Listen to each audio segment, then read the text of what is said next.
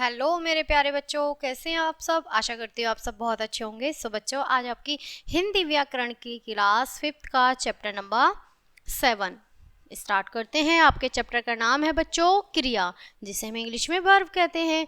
आज हम क्रिया को अच्छे से पढ़ेंगे और समझेंगे। आइए पाठ को स्टार्ट करते हैं। सबसे पहले हम अपने पाठ में देखेंगे कि क्रिया के भेद, कि हमारे पाठ में क्रिया के भेद दिए गए हैं जिन्हें हम अच्छे से समझेंगे। ओके, तो बच्चों आप देख पा रहे हैं स्क्रीन पर 3 पिक्चर शो हो रही हैं। 3 पिक्चर दिख रही हैं आपको, ठीक है। छात्र आए, यहाँ पर पिक्चर, पहली पिक्चर में है छात्र आए, सेकंड में है छात्र पढ़े, और थर्ड में और फिर चले गए। पहले वो आए क्लास के अंदर, फिर वो पढ़े, उसके बाद वो चले गए। तो तीनों प्रक्रिया हो रही हैं। आगे देखेंगे बच्चों, यहाँ पर मोटे छपे शब्द के होने और करने का ज्ञान करा रहे हैं, अतः यह क्रिया शब्द हैं। क्रिया शब्द न हो तो वाक्य पूरा नहीं हो सकता। किसी वाक्य में एक क्रिया शब्द का प्रयोग होता है, किसी में 2 का तो किसी में 3 का होता है बच्चों, ठीक है। आगे देखेंगे, जिस शब्द के द्वारा किसी कार्य के करने या होने का बोध होता है उसे हम क्रिया कहते हैं। बच्चों जब भी हम कोई कार्य करते हैं, वो चाहे कर रहे हैं या हो रहा है, तो हो तो रहा है ना, चल तो रही है ना, तो वो क्या है, हमारी क्रिया है, जिसे हम प्रक्रिया भी कह देते हैं। तो होने वाला वाक्य, तो क्रिया जो है बच्चों, जो कार्य होने वाला होता है उसे ही हम क्रिया कहते हैं, ठीक है। क्रिया के मूल रूप को धातु कहते हैं, जैसे नाच, बह, चल, लिख इत्यादि धातुएं हैं। ओके, धातु में ना प्रत्यय जोड़ने से क्रिया का रूप बनता है, जैसे नाच ना, तो नाच जमा ना तो क्या हो गया, नाचना। लिख जमा ना तो क्या हो गया बच्चों, लिखना। चल जमा ना तो क्या हो गया, बराबर चलना। ओके, आगे देखेंगे बच्चों, इसमें रचना या क्रम की दृष्टि से क्रिया के मुख्य 2 भेद होते हैं। रचना या क्रम की दृष्टि से बच्चों 2 भेद होते हैं। कौन सी, सकर्मक क्रिया और अकर्मक क्रिया। सकर्मक क्रिया के बारे में पढ़ेंगे बच्चों। सकर्मक क्रिया ट्रांसिटिव वर्ब, से सहित जमा कर्म, कर्म के यानी कर्म के साथ। ओके, समझ पा रहे हैं। यहाँ 3 पिक्चर दी गई हैं, आपको दिख रही है। पहली पिक्चर में मानस कार चलाता है, तो कर्ता क्या है, मानस है। कर्म क्या है, कार, और चला क्या है, क्रिया है, क्योंकि चलाना मतलब क्रिया है। और कर्म क्या है बच्चों, कार है, कि कार क्या है, कर्म है। और कर्ता क्या है, वो है मानव जो चला रहा है।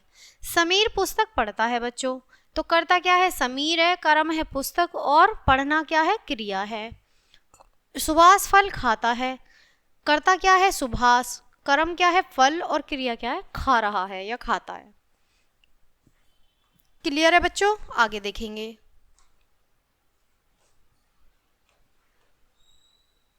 जब क्रिया का व्यवहार का फल कर्म पर पड़ता है, तब सकर्मक की क्रिया होती है। जैसे मानस कार चलाता है, यहाँ चलाने का फल कार पर पड़ रहा है, अथवा यह कहें कि कार चलाई जा रही है, अतः चालाना सकर्मक क्रिया हुई।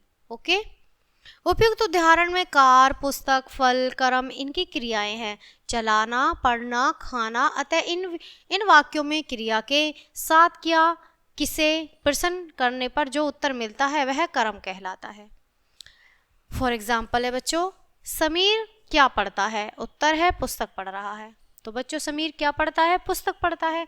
अब यहाँ अगर होता समीर खेलता है, तो क्या खेल रहा है, तो उसमें खेलने का नाम दिया जाता। लेकिन समीर क्या पढ़ रहा है, ये पूछ रहा है क्या पढ़ रहा है, तो पढ़ना तो पुस्तक ही तो पढ़ेगा ना, तो क्या पढ़ रहा है, पुस्तक पढ़ रहा है। मानस क्या चलाता है, उत्तर है बच्चों कार। सुभाष क्या खाता है, उत्तर है बच्चों फल। जिस क्रिया में कर्ता के साथ साथ कर्म भी जुड़ा होता है उसे सकर्मक क्रिया कहते हैं बच्चों, जिसमें कर्म भी जुड़ा होता है। अकर्मक क्रिया इंट्रांसिट वर्ब, ठीक है। रहित जमा कर्म, कर्म के यानी कर्म के बिना। यहाँ पे आपको 3 पिक्चर शो हो रही हैं बच्चों, आप देख पा रहे हैं, ठीक है।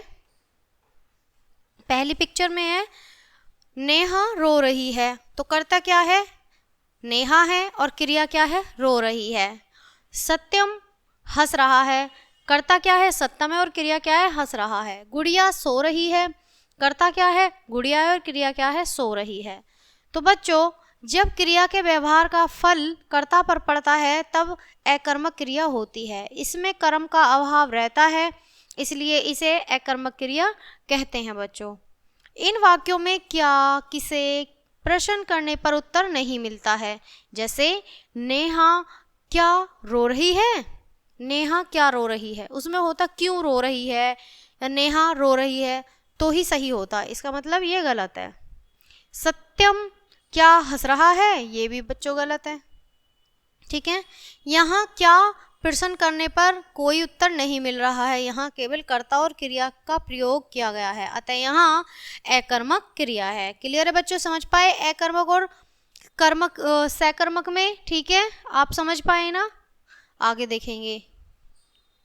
आइए दोहराएं। जिन शब्दों के द्वारा काम के करने या होने का बोध हो वे शब्द क्रिया कहलाते हैं। क्रिया के मुख्य शब्द से दो भेद होते हैं, कौन से, सकर्मक और अकर्मक क्रिया। सकर्मक क्रिया में कर्म विद्यमान रहता है, कभी कभी हम उसे बोलकर नहीं बताते। क्लियर है बच्चों। अकर्मक क्रिया में कर्म का लोप अभाव रहता है। ओके, सो बच्चों ये था आज आपका क्रिया का लेसन जो आपको अच्छे से समझ आया होगा। आई होप आपने एंजॉय किया होगा। सो बच्चों इस चैप्टर को यहीं फिनिश करते हैं, मिलते हैं आपसे नेक्स्ट चैप्टर में नेक्स्ट वीडियो के साथ। तब तक के लिए bye bye and thanks for watching.